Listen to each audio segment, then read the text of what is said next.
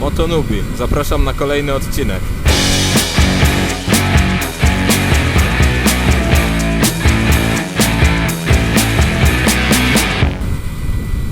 Kontynuując historię z poprzedniego filmu, po sprzedaży Rometa postanowiłem zwiększyć budżet, licząc na dostanie lepszej jakości za lepsze pieniądze. Dlatego nie zdecydowałem się na żaden z motocykli z mojej pierwotnej listy. Wybór padł na Yamaha Virago, motocykl, który cieszy się bardzo dobrą opinią w swojej klasie. I zdecydowałem się na egzemplarz, na którym teraz mnie widzicie. Pochodzi z roku 97 i kupiłem go z przebiegiem około 23 000 km od człowieka, który, jak twierdził, kupił go na 18-kowy prezent dla swojego syna, który nigdy wcześniej motocyklami się nie interesował. No i po dostaniu tego motocykla również nie zainteresował się specjalnie motocyklizmem, także sprzęt podobno stał prawie 2 lata w garażu, właściwie nieużywany. I o ile zwykle jestem sceptyczny wobec takich historii, które serwują sprzedający, no to sądząc po tym, jakie dokumenty i w jakim stanie był ten motocykl, jak gruba warstwa kurzu choćby na nim leżała, no śmiem twierdzić, że tutaj zbyt dużej ściemy akurat nie było. Że a propos zakupu używanego motocykla, to szczególnie jeśli jesteście początkujący, naprawdę gorąco polecam wzięcie ze sobą jakiegoś mechanika czy rzeczoznawcy, bo ja to zrobiłem i była to naprawdę, uważam, bardzo dobra decyzja. Ja nie miałem akurat żadnego znajomego mechanika, więc po prostu znalazłem w internecie warsztat, który wzbudził moje zaufanie, a jednocześnie nie był zbyt blisko miejsca sprzedaży sprzętu, żeby zminimalizować ryzyko, że rzeczoznawca i sprzedający będą się znać. Także zadzwoniłem do warsztatu, umówiliśmy się z mechanikiem na wspólne oględziny. No i po oględzinach rzeczoznawca wziął mnie na bok i pomógł mi oszacować, ile w ten motocykl trzeba będzie jeszcze włożyć oprócz tej ceny, którą chce sprzedający.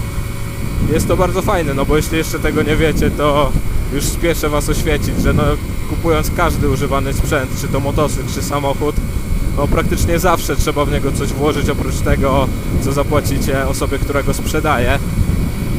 Także mechanik wziął mnie na bok, pomógł mi oszacować, ile w ten sprzęt trzeba będzie włożyć, żeby był on w pełni sprawny i bezpieczny.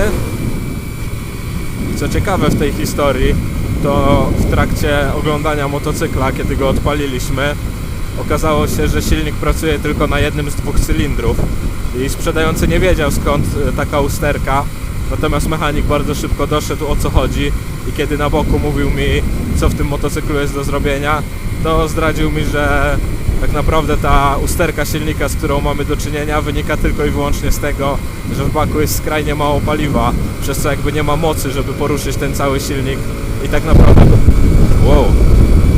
naprawdę będzie wystarczyło tylko dolać trochę wachy i silnik wróci do swojej pełnej sprawności. Sprzedający się o tym oczywiście nie dowiedział, także negocjowaliśmy cenę jak za sprzęt, w którym potencjalnie będzie coś do roboty, przez co udało się uzyskać całkiem przyzwoitą cenę. Także uważam, że choćby ta historia jest dowodem na to, że naprawdę warto jest wziąć ze sobą kogoś, kto się bardziej zna na tym niż wy i pomoże wam w jakiś profesjonalny sposób oszacować, co z tym motocyklem jest nie tak i czy jest to w ogóle egzemplarz warty waszego potencjalnego zainteresowania. Tak oto stałem się posiadaczem Yamaha Virago, na której teraz mnie widzicie. I muszę wam powiedzieć, że naprawdę, mimo tego, że jest to motocykl 19-letni obecnie, to różnica jakościowa w stosunku do nieszczęsnego mojego Rometa jest naprawdę widoczna gołym okiem i odczuwalna w bardzo wyraźny sposób. Na tym motocyklu przejechałem do tej pory około 3000 km i z rzeczy, które w nim mi się naprawdę podobają, to jest wygląd i silnik. Silnik dwucylindrowy w układzie V, który jak na 125 oferuje naprawdę fajne brzmienie, także naprawdę jeżdżę tym motocyklem absolutnie bez kompleksów, tak w kwestii jego wyglądu wizualnego, jak i brzmienia.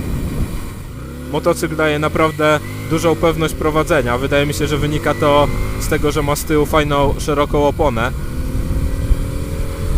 Także jeździ mi się na nim bardzo dobrze i czuję się właściwie przyklejony do drogi.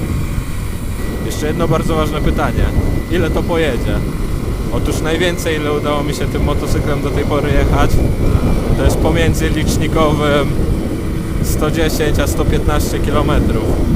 Także myślę, że mierząc to GPS-em pewnie trzeba byłoby jeszcze od tego zdyszkę odjąć. Czyli dokładnie tak jak podaje Yamaha w specyfikacjach.